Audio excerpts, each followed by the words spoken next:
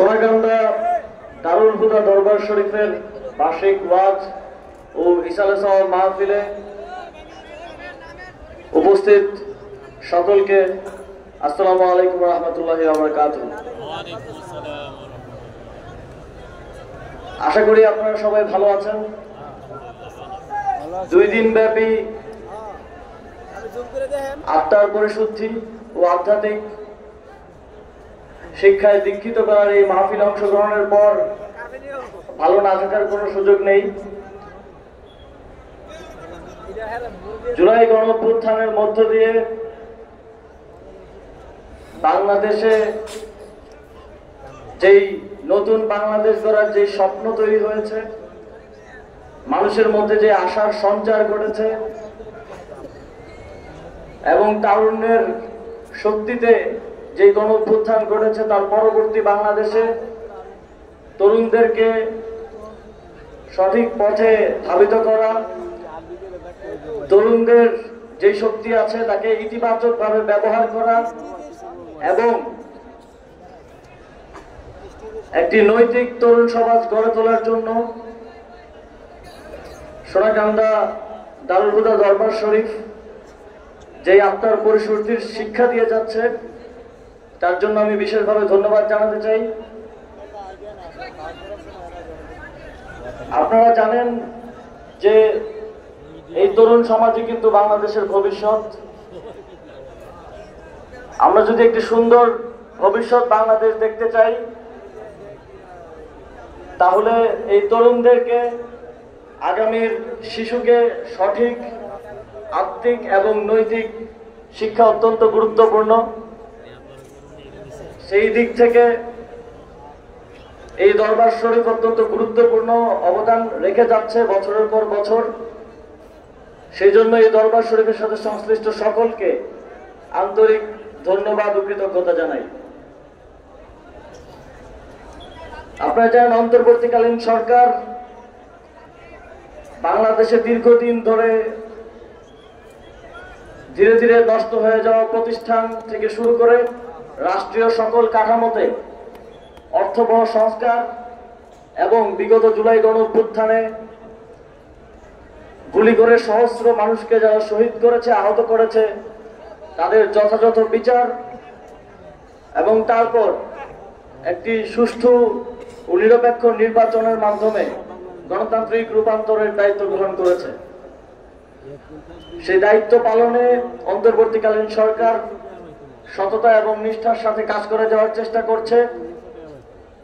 আমি এই সরকারের জন্য আপনাদের থেকে দোয়া চাইছি এবং একই সাথে আমি আমার জন্য আপনাদের থেকে দোয়া চাইব। আপনারা আমাদের জন্য দোয়া করবেন যেন আমরা বাংলাদেশকে সঠিক পথে নিয়ে যাওয়ার জন্য আমাদের উপর যে দায়িত্ব অর্পিত হয়েছে সেই দায়িত্ব যথাযথভাবে পালন করতে পারি। অন্তর্বর্তীকালীন সরকার দায়িত্ব নেওয়ার পর থেকে বাংলাদেশের যে অঞ্চলগুলোকে রাজনৈতিক প্রতিহিংসার কারণে ইতিপূর্বে অবকাঠামোগত উন্নয়ন থেকে বঞ্চিত করা হয়েছিল, সেই অঞ্চলগুলোর অবকাঠামোগত উন্নয়নে মনোযোগ দিয়েছে। তারই অংশ হিসেবে মুরাদনগরের অবকাঠামোগত উন্নয়নের জন্য কাজ করে যাচ্ছে। সেক্ষেত্রেও আপনাদের সহযোগিতা প্রত্যাশা করছি। আমি যখন আসছিলাম তখন দেখলাম এখানে এত বড় একটা মাহফিল প্রতি বছর হয়, কিন্তু এখানে আসার যে রাস্তাটা সেটা অত্যন্ত সংকীর্ণ। ফলে পুরো রাস্তায় লম্বা জ্যাম এবং এখানে যে মুসল্লিরা আপনারা আসেন, আপনারা এই জন্য অনেক কষ্ট পোহাতে হয়। পীর সাহেব যখন দাওয়াত করতে আমার অফিসে এসেছিলেন, আমাকে এ বিষয়ে অবগত করেছেন। আমরা ইতিমধ্যেই উদ্যোগ নিয়েছি, অতি দ্রুত সময়ের মধ্যে আমরা এই রাস্তাটা প্রশস্ত করব এবং এই মাহফিলে আসতে যেন আগামী বছর থেকে আপনাদের আর কোনো প্রকার হয়রানির শিকার না হতে হয়, রাস্তায় জ্যাম পড়তে না হয়, সেটা আমরা নিশ্চিত করবো ইনশাআল্লাহ। এছাড়াও আমি আহ্বান করব বর্তমান সরকার প্রশাসনকে জনগণকে সাথে নিয়ে কাজ করার, জনগণের পরামর্শ মতে কাজ করার নির্দেশনা দিয়েছে। আপনারা আপনাদের যে কোনো সমস্যায়, ব্যক্তিগত, সামাজিক কিংবা ধর্মীয় যে কোনো সমস্যায় স্থানীয় প্রশাসনকে অবগত করবেন, স্থানীয় প্রশাসনের মাধ্যমে আমাদেরকে অবগত করবেন। আমরা আপনাদের যে কোনো সমস্যা সমাধানে সরকার এগিয়ে আসবে।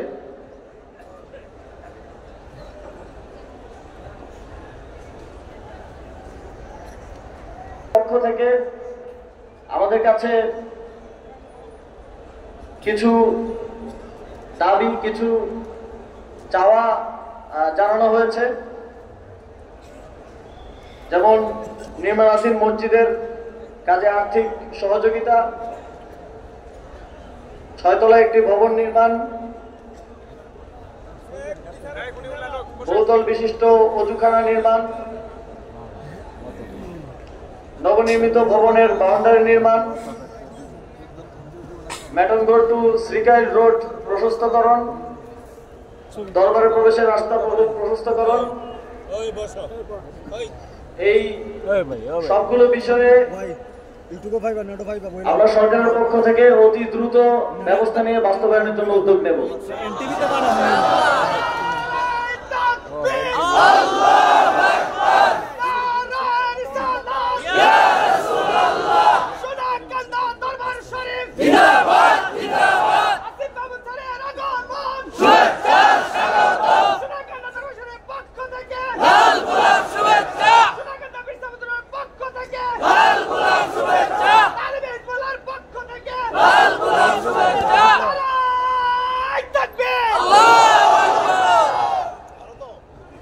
শুধু এগুলো নয়, যদি আপনাদের আরো কোনো চাওয়া থাকে আমরা সেগুলো দেখব এবং সোনাকান্দা দারুল হুদা দরবার শরীফ আত্মিকভাবে পরিশুদ্ধ মানুষ তৈরির যে দায়িত্ব নিয়েছে, যে দায়িত্ব পালন করে আসছে, এই দায়িত্বে যে কোনো ধরনের সহযোগিতা করে আমরা গর্বিত হব।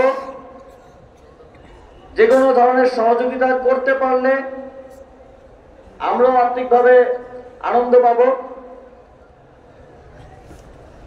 সোনাকান্দা দারুল হুদা দরবার শরীফের যেই লক্ষ্য, এই লক্ষ্য অর্জনে তারা যেন সফল হন, সেই প্রত্যাশা এবং অন্তর্বর্তীকালীন সরকারের জন্য আপনাদের দোয়া প্রত্যাশা করে আমি আমার বক্তব্য শেষ করছি।